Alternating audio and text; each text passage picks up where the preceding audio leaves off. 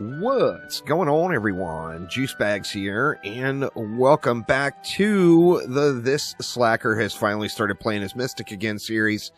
Oh yeah, we are on Mystic only. Now, we're at, what, 917 champion score. We got to get to 1,050 to unlock Chaos 3. So we are back in Expeditions. This time we're taking on the Dragonfall Bazaar. Let's get it. So let's throw an obelisk right over there. We'll go with, where do we want to wall it? I feel like we just wall it. Like, let's just go up front with it. And then we can get some snakeage. That is all up front damage. I kind of feel like I want a snake behind. That, and remember, we're going to have a flyer lane right there. So, with that in mind, we want to make sure that any dive bombers... Let's give them a target, actually. Let's see if dive bombers will hit that snake. Maybe that will make these other ones live. Hopefully. We will find out. And let's throw a few sand traps in the mix as well.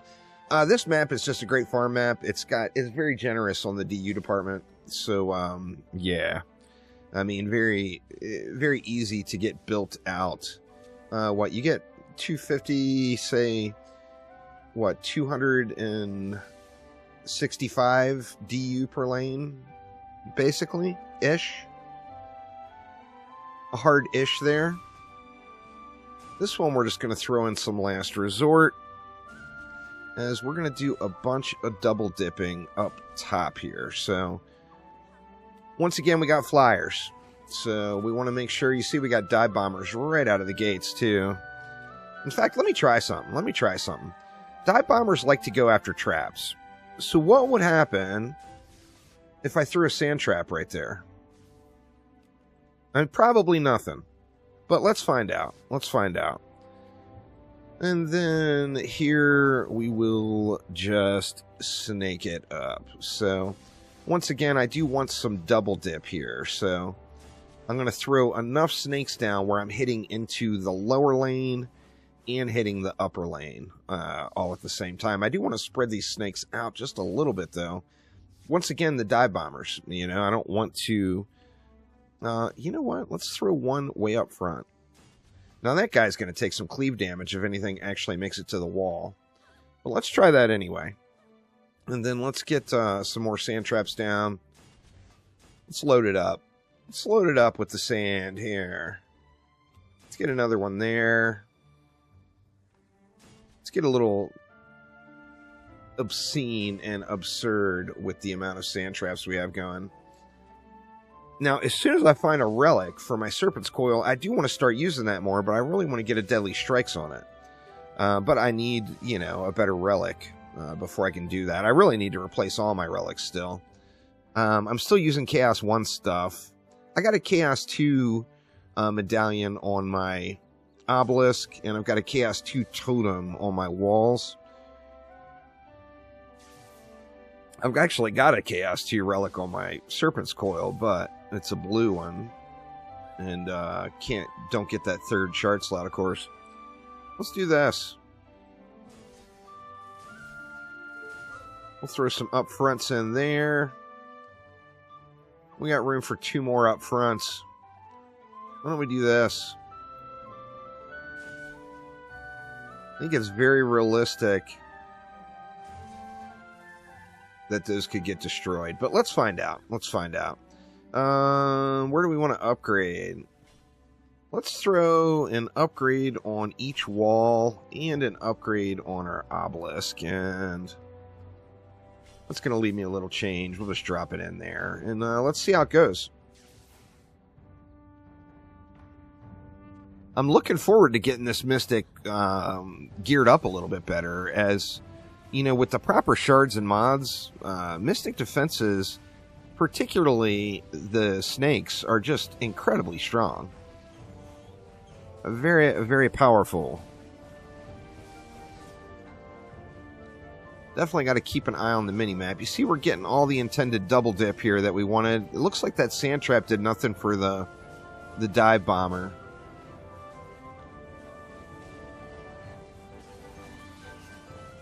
The cyborgs, of course, are just going to disable these sand traps left and right, but they're still going to get quite a few shots off as well.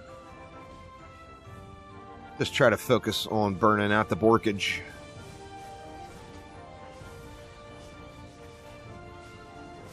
The thing that you get with this is you're using your sand traps as a decoy, almost even.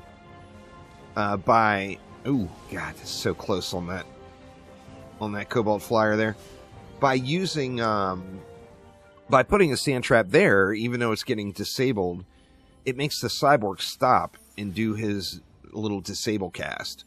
So it's buying you like a second or two each time it stops to disable something. Now, putting them all on a row and like this, if the cyborg comes out and does his disable on this one, it's going to disable everything.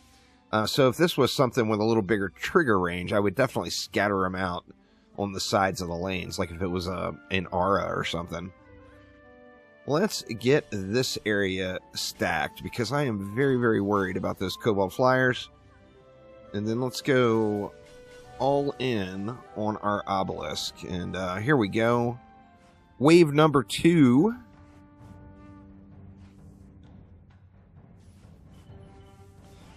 I'm going to be posting up a video later today that is kind of just asking some questions about what you all want to see. I get lots and lots of requests for 2 different things. How to set up an alt, and doing another fresh start progression playthrough. Like a real one, not these solo single hero things. And the reason I haven't done both of those is, first off, I use an alt. I'm not trying to say you shouldn't use an alt, as you absolutely should use an alt, since it's an allowed feature. But it just still feels kind of shady to me. I don't know. I feel like it's kind of wrong. But I understand why it exists, and I recognize the fact that using one alt is allowed. So with that in mind, I still use an alt, but that is the reason I've never really done much alt content other than doing all those Ancient Power alt resets that I did back for my alt back in the day. Actually, no, it wasn't even that long ago. A couple of years ago, maybe. But, yeah. So anyway, mixed emotions on doing those. And the problem with doing another fresh start progression playthrough is the only major change we've had to the game is the stat squish since my last progression playthrough. Which means I would do 100% the exact same thing. I could literally just upload those videos again and slap 2025 on it. Obviously, it's a different, the numbers are different because the stat squish happened before then. But the stat squish didn't really change anything as far as base progression goes. It's all still exactly the same game. But yeah, anyway, I'm going to post a video up on that later on today, so make sure to swing on back by later and get your vote in. I'll probably do a YouTube community poll. I just don't like re-uploading the same content over again. In Dungeon Defenders 2, it's happened. I've got thousands and thousands of DD2 videos. So, that has been a norm for me over the last decade, but I still just hate doing it. I feel like the information is there. Just because the video upload date says 2020 doesn't mean it's not still 100% accurate information, and that is the reason. And the other factor is I just don't think people are going to watch it. And remember, these things take me a ton of time. This video here will be a minimal time investment in comparison to like a progression series where I do like full editing and everything. But this video right here, although it will probably be less than 15 minutes long, will take me probably 2 hours to record, upload, or record, edit, upload, and process. So it's a large time investment. I don't want to do it if no one really wants to watch it. You know, if there's 100 people that want to watch it, you know, I feel for you, but it's just not something that is going to be worth the time, to be honest.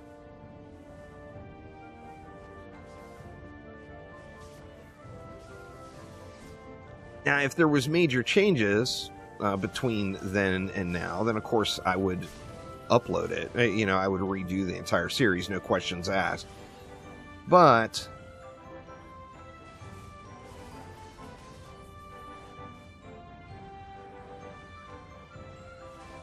I mean, as it stands right now, the 2024,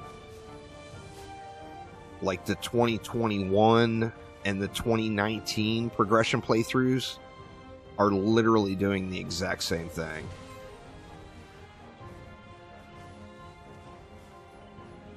So nothing has changed on that front in many, many, many, many years. But anyway, we are just nuking along here, even with this Chaos 1 stuff, and it's the Gobu Boom. You know, the Gobu Boom is the carry early game. There is no doubt about that.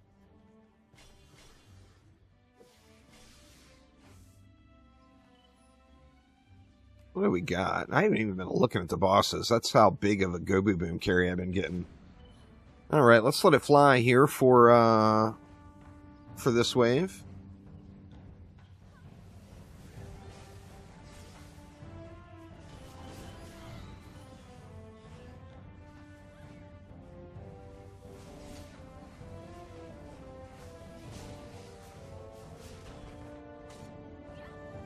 Let those kobolds go visit their friends, maybe. I think they blew up already, but...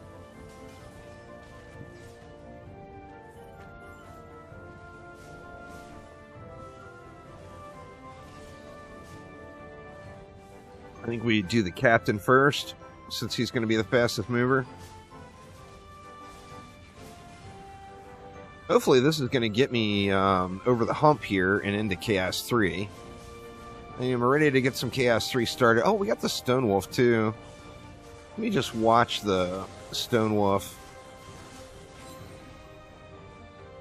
Yeah, he's at the wall now. But didn't do too much damage. Needs relics. Needs some relics to drop. I'm getting these blue ones.